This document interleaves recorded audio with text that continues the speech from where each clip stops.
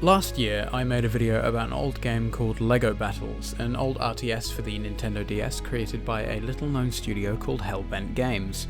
After writing the script, I got curious as to what they were doing nowadays, so I gave them a quick search and was surprised to find that they mostly publish horror games, such as Wick, a survival horror game, and Video Horror Society, an asymmetric action thriller game. One of the games that really caught my eye though was a strange-looking turn-based strategy game by one Talia Bob Mayer, Brutal Orchestra. So I gave it a play, or rather a friend got it for me so I could give it a play, and it quickly became my favourite game of 2022. So, let's talk about it. Oh, and spoilers ahead. Duh.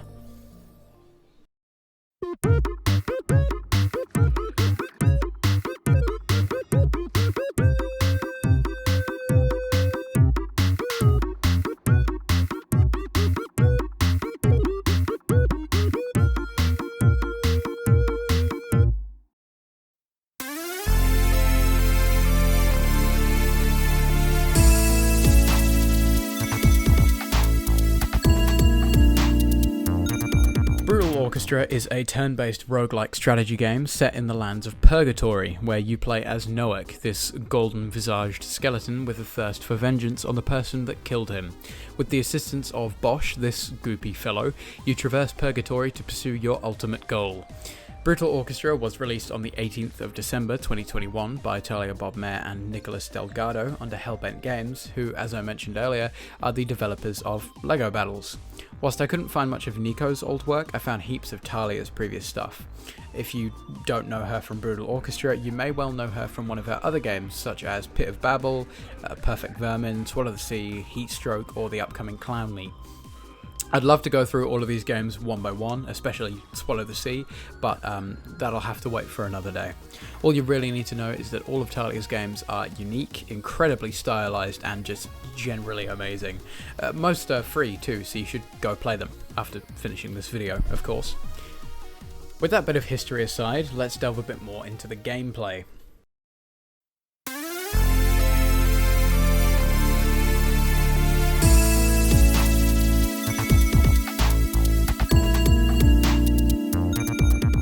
As I've mentioned numerous times by this point, Brutal Orchestra is a turn-based strategy roguelike, a genre that I really don't see much of.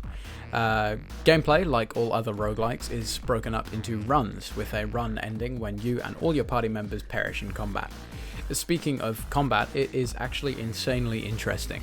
Rather than you just being able to pick a move willy-nilly for anyone in your party to perform, you have to provide pigment, coloured stuff that's used to perform actions. There are 4 types of pigment: yellow, red, blue and purple, all of which are used for different moves. To allow a party member to perform a move, you'll need to provide the correct quantity and colour of pigment, or take some damage if you're forced to use a different type. At the start of each turn, you're provided with 3 yellow pigment, which can be used by Noak with his main attacks, or by almost any other party member for Slap, a move that just deals 1 damage. You get more pigment by attacking enemies. See how the health bar is coloured? That means that you'll get 2 of that colour pigment when you attack that enemy. You also get pigment when one of your own party members is damaged, and there's something called lucky pigment, which has a percentage chance of creating pigment when any of your party members make a move. From my description, you might think that the best strategy would be to stock up on as much pigment as possible, but in that case, you are sorely mistaken. If you have too much pigment, any more than 10, you'll begin to suffer self-damage, where each party member will take damage proportionate to the number of pigment above the 10 you have. This is where Brutal Orchestra gets really interesting. The way to win a fight isn't always just to know where to move and who to attack, but you also need to carefully balance your pigment and take risks if needed. This system is seriously one of the most unique I've seen in a turn-based strategy game since those Mario and Luigi RPGs for the DS, where you had to jump on your enemies at the right time for extra damage.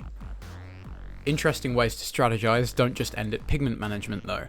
You can also move your party members once each turn, meaning you have to really think about if you're moving them into a good place or not, because once you've moved them, you won't be able to move them again unless you bring another party member to their spot. On top of that, there's also the timeline up here. It tells you what attacks your enemies will do next turn, giving you an opportunity to adequately prepare for next turn. Some enemies have a passive effect called confusion though, which obscures the timeline so you can't see what's coming next. One of the bosses also uses a similar gimmick, but we'll talk about that later. Speaking of passive effects, they're pretty much the neat little bow on top of cool gameplay things. There are a heap of unique passives which grant party members or enemies certain abilities to make the game either easier or harder, usually harder. My personal favourites are Withering, which means after all enemies without Withering are defeated, this enemy will perish too. Confusion, which I mentioned earlier. Dying, which means that a party member or enemy cannot be healed. And Absorb, which means that an enemy will absorb all pigment of its colour when it dies. These passives add an extra layer of gameplay and make Brutal Orchestra even more fun. Another cool thing that adds just a little bit extra to the game is items, objects which grant specific party members either new abilities, new passives, or something else. You can either find items in chests or buy them with coins from a shop.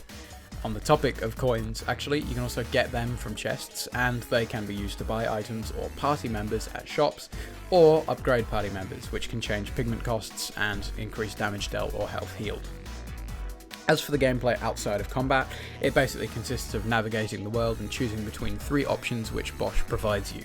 A red option means you'll face a combat encounter, a blue option means you'll talk with an NPC, and a golden option means you'll gather some coins or items, or go to a shop. Purple option means you'll face a boss.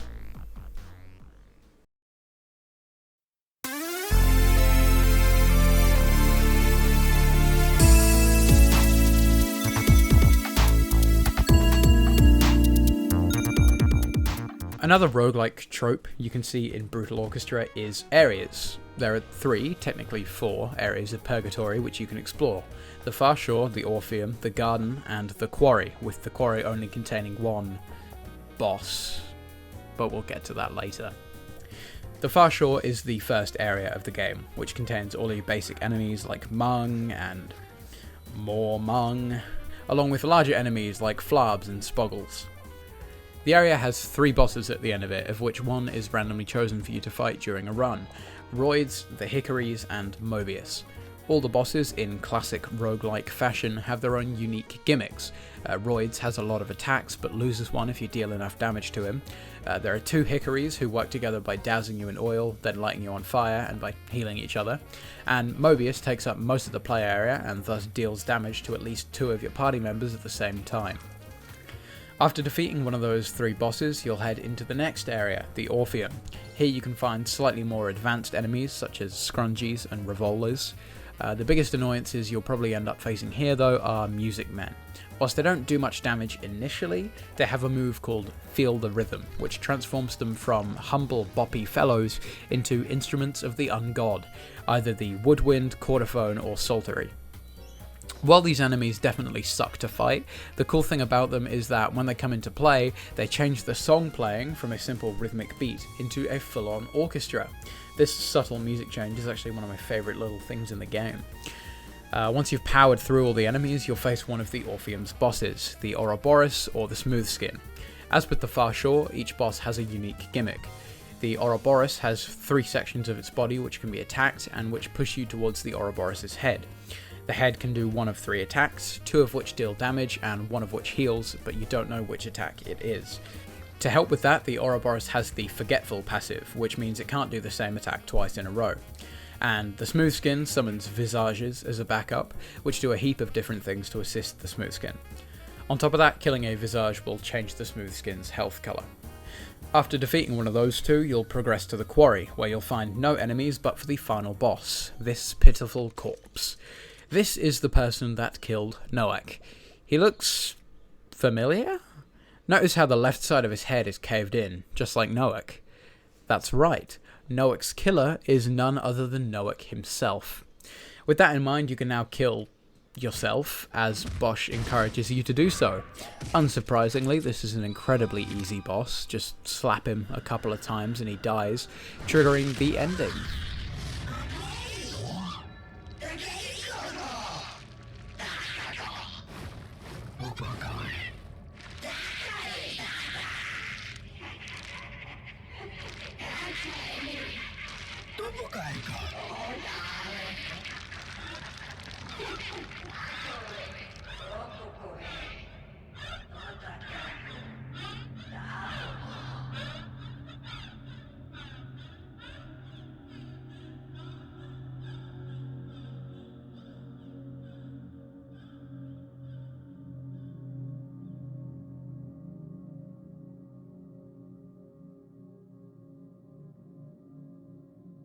Nothing is real. All you've done is killed yourself for the pleasure of some goofy-ass sludge demon. But what if it didn't have to end this way? If you play through the whole game again and reach the corpse but don't kill it, you'll trigger a different event. The corpse will reject death, causing Bosch to become enraged. In anger, he'll kill you over and over again, Undertale Flowey style, until you're left alone in Purgatory.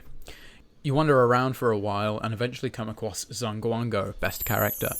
He'll talk with you for a while and Noak will eventually decide to find Bosch. When you find him, he says that something has found you, intruders of some kind. After talking for a while, Bosch promises to take you to them, through a new area, a hateful and vile realm of everything will never be. Noak promises that they will find peace, and hard mode begins.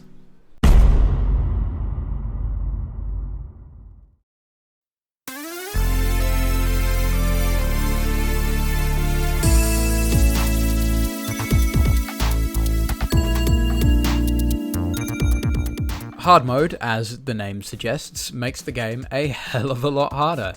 It introduces a bunch of new enemies, along with a new area and new bosses. The Far Shore now has more advanced enemies, such as Vooblers and Kecastles, as well as a new mini-boss which you can encounter at random, the Unfinished Heir.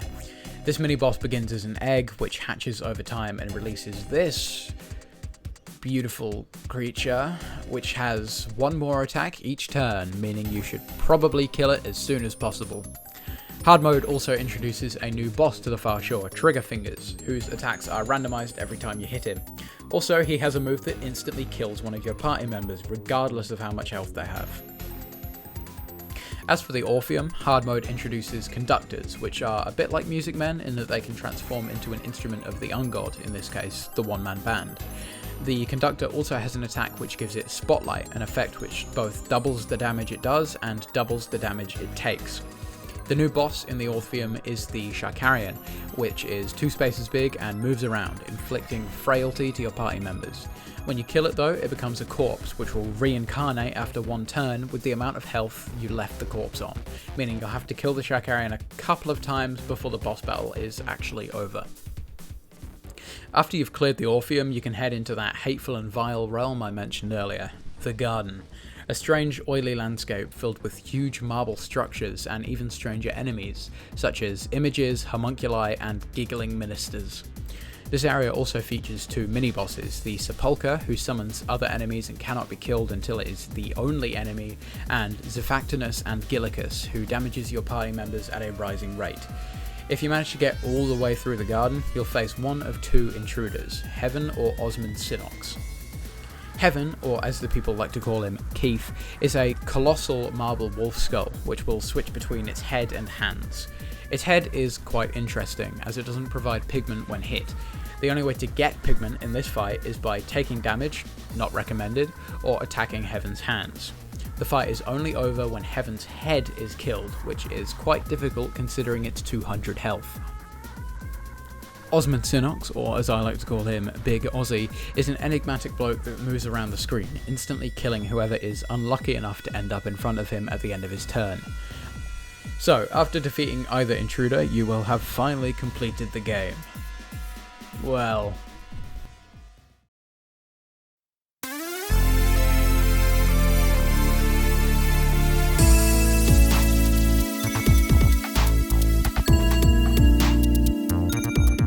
Like any good roguelike, Brutal Orchestra is jam-packed with replayability and post-game content. Once you've beaten the game once by defeating either intruder, there are heaps of achievements, 135 at time of writing, for you to try and get. Most of the achievements involve completing quests, collecting more party members, or unlocking items, with that last one encompassing most of the game's achievements. See, after defeating either Heaven or Ozzy with any party member which you haven't defeated them with before, you'll get a new item, meaning to get all of the game's achievements, you'll need to unlock all party members, then defeat both Heaven and Ozzy with said party members. If it sounds tedious, that's because it is, but the cool thing about it is that each party member is so different that it's a great experience each time. With the easier to use party members like Boyle and Clive, it'll just be like replaying the game, but with the more gimmicky and difficult party members like Rags or Bimini, trying to beat both bosses will be like an insane challenge run. Me personally, I'm still in the process of collecting all of the items and I'm having a blast. There's also side quests to do, such as Ichor's quest, which may well be one of my favourite quests in any game ever. You find this fine fellow Ichor, who is a traveller trying to find a safe route through Purgatory. For this quest, you have to make it through each area without having any of your party members die. After clearing the far shore and the Orpheum, you'll find Ichor in the garden, mortally wounded. Oh my god, what happened to you? Isn't it wonderful, Noak? Who knew such gorgeous fruits could grow among this gold? Who knew fruits could grow within ourselves? This isn't right. You have to come with me. You aren't well. An angel. What? A lunar angel came and spoke to me. Through her countless tongues and eyes she spoke. O blessed pilgrim who suffers from her stone. An angel? What are you talking about? Thou art chosen, but not of whole. That which shall become our moon is basil to you. May all unripe fruit be plucked away. It is so beautiful. I always know that I was special. Ichor, please, that wasn't an angel. You have to come with me. It's not safe. Noak, I am so close. You cannot take this from me. Please. I'll find you a way out of here, and then you have to come with me. It's one of the scariest pieces of dialogue in the game. Once you've cleared the garden with no casualties, which is seriously tricky, and find Ichor again, you can once again speak with him. Okay, I found a way out. She is coming. She will return to me soon. I cannot leave. Please understand. I need this. It's not an angel. Don't let yourself be fooled like this. Please, just come with me. Please. Noak, even if I am being misled, I am finally happy. Don't you want that for me? Noak, there's nothing we can do. Just let him go. So you leave him be. But find him again and you can talk to him one last time. No. Noak, I think it's best we leave. We can't save those who don't want it. Please, just give me a moment. He didn't deserve this. Take as long as you need. Noak. Oh my god. Noak. Is that you? Yes. Don't speak. Just rest. You look so small from up here. Like a little golden speck on a marble of black oil. I never knew you had a friend with you this whole time. That's good. I wouldn't want you to be alone. It's all so gorgeous from up here. When my father left my sister and I in the woods, I remembered the moon as we froze and became like stones among the trees. I remember the warmth of that moon. I just wanted to be that warmth for others. And now, I will never be. No, I am so tired. Can I come with you? I promise I won't be bad. Yeah, you can come with us, but get some rest first. We have a long road ahead. After doing this, Ichor will appear in the sky as a moon. Also, it lets you unlock Mung as a party member!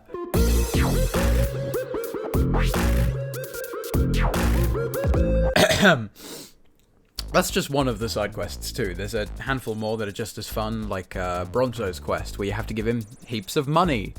It sounds more fun than it is. Anyway, completing it unlocks the chance to fight Bronzo, which I've heard is one of the most fun and difficult boss fights in the game. Anyway, I've talked about party members a lot, but I haven't actually gone into much depth about them. So,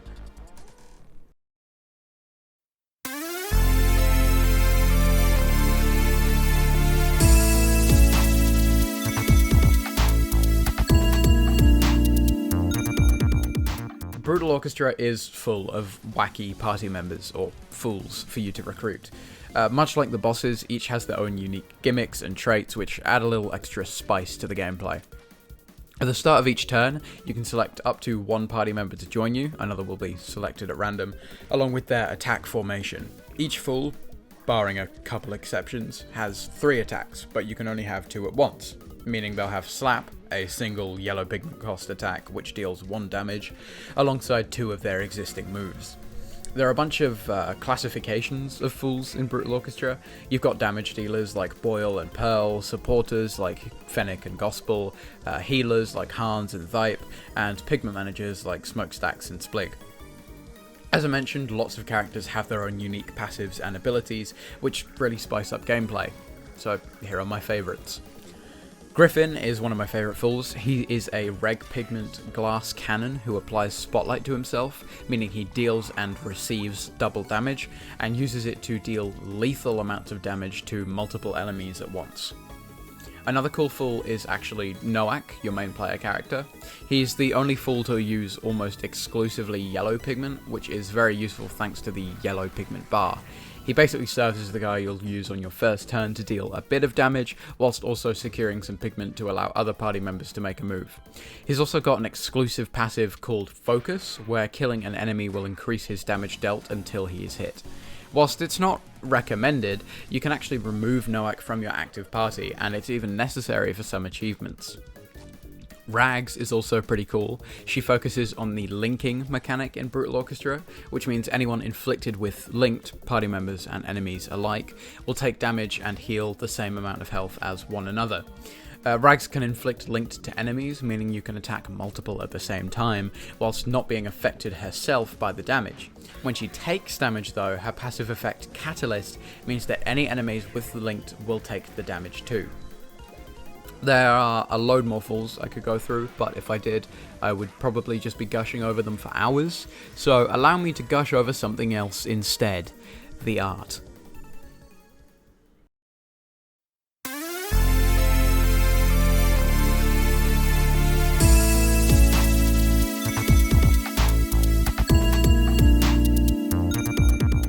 If you couldn't tell by the extended title, Hieronymous Bosch's Brutal Orchestra, this game is heavily inspired by the works of Dutch painter Hieronymous Bosch, in particular his triptych The Garden of Earthly Delights. A bit of history on Bosch: he was born Hieronymous van Aken, but signed a bunch of his paintings under the name Hieronymous Bosch, with the surname deriving from his birthplace.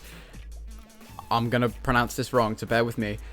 S. Hertogenbosch.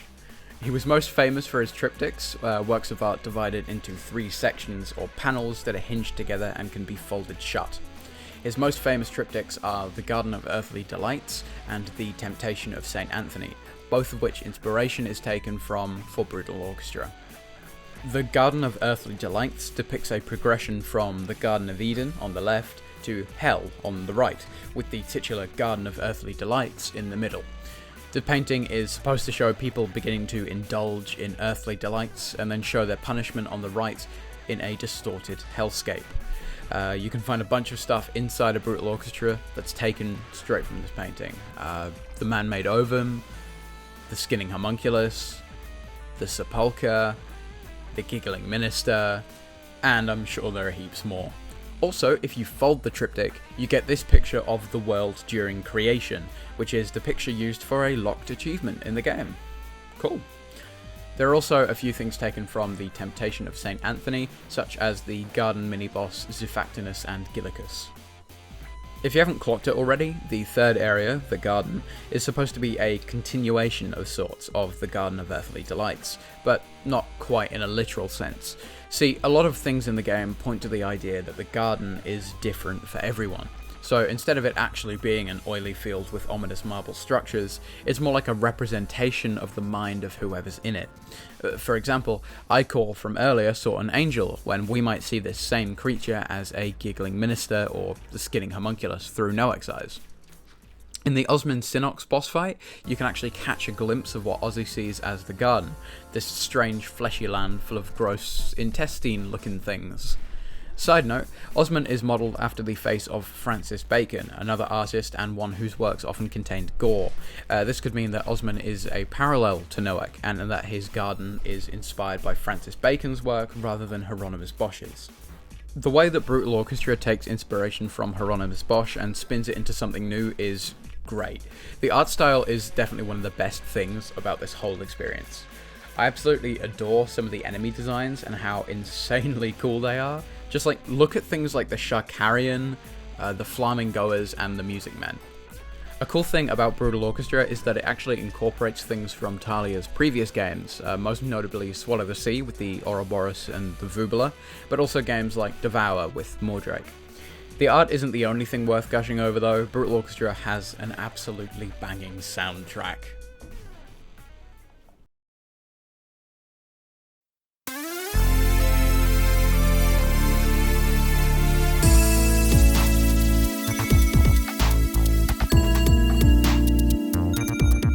Composed by Publio Delgado, Brutal Orchestra has an incredible soundtrack with, at time of writing, 41 unique tracks and a variety of different styles.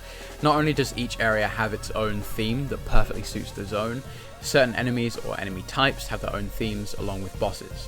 The Far Shore features mostly high-energy, goofy-sounding themes, such as Swallowing the Sea and Estupido Pez Sexy, with my favourite definitely being Swallowing the Sea, a remix of Swallow the Sea's Conception Malformed. The Orpheum's music is a bit more ominous, featuring more instruments thanks to the music men and conductors. My favourite tracks have got to be Feel the Rhythm and Vertigo. Finally, the garden's music is completely distorted and complements the area perfectly. It features grating noise, but still slaps. My favourite tracks are Sensory Stimulation, Pain, Pain, Suffering, Pain, and With Apologies to Giovanni Battista Pamphili. Each boss also has a unique theme that complements them, with my favourites being Triggerfinger's The Other Escape and Big Ozzy's Breathe Deep. I love this soundtrack, and it features heaps of memorable tracks that I love listening to, like even when I'm not playing the game. I don't really know how to transition into the next topic, so let's just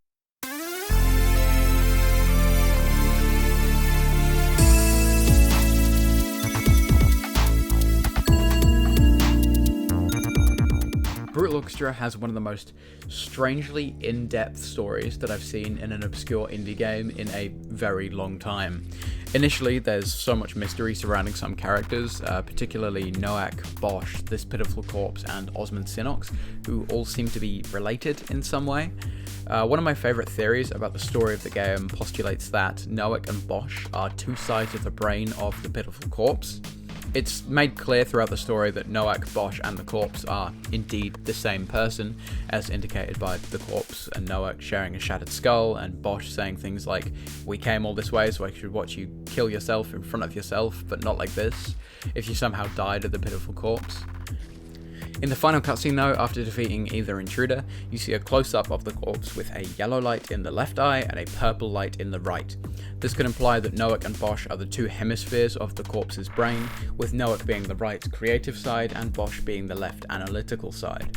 There's a bunch more evidence to support this, but I won't bore you with the details. I do really like this theory though.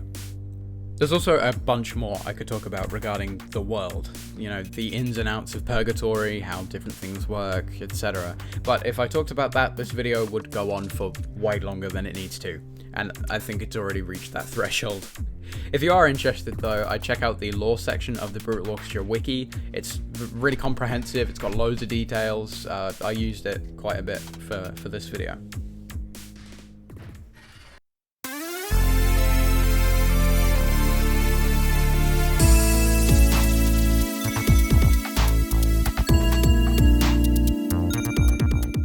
yeah, no, I think this video has gone on long enough, so let's wrap up. Brutal Orchestra is an incredible turn-based strategy RPG with funky music, amazing art, and a super interesting world. It's easily the best game I played last year, and I am so grateful that returning to an old RTS for the DS resulted in me getting this criminally underrated masterpiece of a game. Thank you so much for watching. If you've enjoyed, leave a like, subscribe, all that jazz, and I will see you at some point in the future. A goodbye.